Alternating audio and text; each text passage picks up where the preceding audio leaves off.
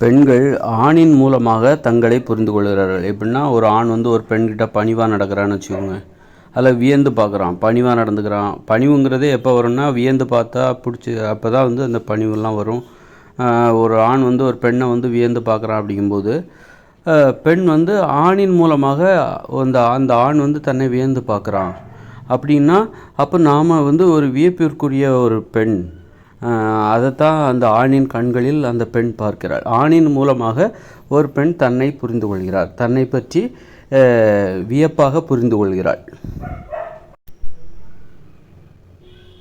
ஆதலால் ஒரு பெண் வந்து தன்னை வியக்கணும், தன்னை பற்றிய ஒரு வியப்பான ஒரு மதிப்பீட்டை பெற வேண்டும், தன்னை பற்றி பெருமையாக நினைக்க வேண்டும் அப்படின்னா அதற்கு ஒரு ஆணின் உதவி பெண்ணிற்கு தேவைப்படுகிறது. ஆணின் மூலமாக ஆணின் கண்களை பார்த்து அந்த பெண் தன்னை பற்றி வியந்து போகிறாள்.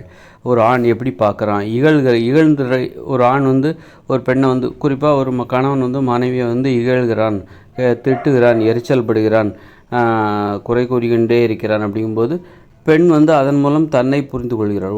நாம் வந்து இகழ்வதற்குரிய ஒரு பெண், அல்லது வந்து நாம் வந்து நமது கணவனின் பார்வையில் ஒரு குறைபாடுடைய பெண், அல்லது கணவனுக்கு ஒரு மகிழ்ச்சியை தராமல் எரிச்சலையே தருகிற ஒரு பெண் அப்படின்னு சொல்லிட்டு ஒரு கணவனின் மூலமாக ஒரு பெண் தன்னை புரிந்து கொள்கிறாள். அப்போது அதே மாதிரி ஒரு கணவன் வந்து ஒரு பெண்ணை வந்து வியப்பாக புரிந்து கொள்கிறான். ஒரு மனைவியை பார்க்கும்போது வியப்பாக பார்க்குறான், பணிவாக பார்க்குறான், மரியாதை கொடுத்து பார்க்குறான், அல்லது வந்து ரொம்ப பெருமையாக நினைக்கிறான்னு வச்சுக்கோங்களேன். அப்போது அந்த பெண் வந்து அந்த சம்மந்தப்பட்ட பெண் வந்து, அதாவது அந்த ஆணின் மனைவி வந்து அந்த ஆண் மூலமாக தனது கணவன் மூலமாக தன்னை அவள் பெருமையாக நினைக்கிறாள். தனது கணவனின் பார்வைக்கு தான் பெருமைக்குரியவர்களாக இருக்கிறான்.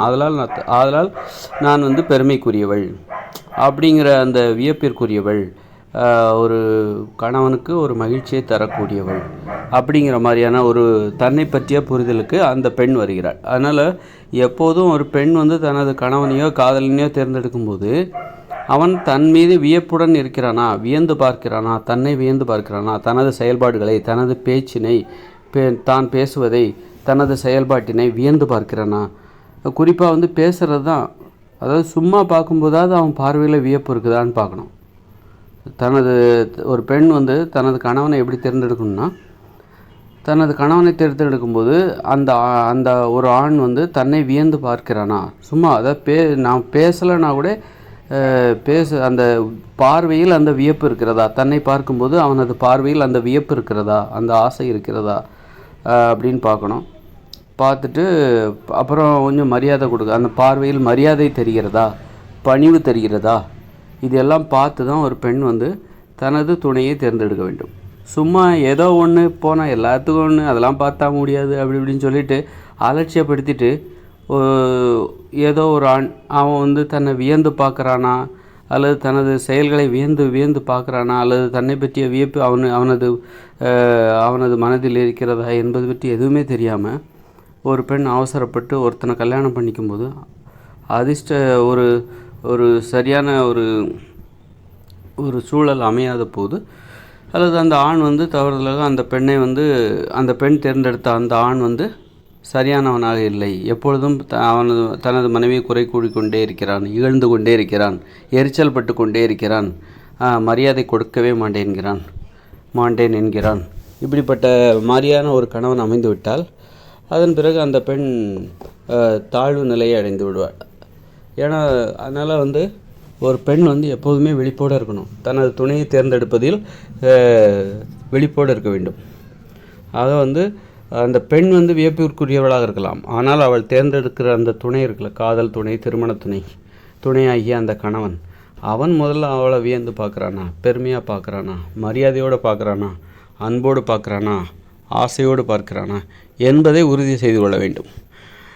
உறுதி செய்தால்தான் அந்த பெண் தன்னை பற்றி உயர்வாக நினைக்கிறாள். அப்படிங்கும்போது அதற்கு பொருத்தமாக அந்த ஆணும் அப்படி நினைக்கிறாள். அப்படிங்கும்போது அந்த பெண்ணின் வாழ்க்கை நல்லாயிருக்கும், மகிழ்ச்சியாக இருக்கும்.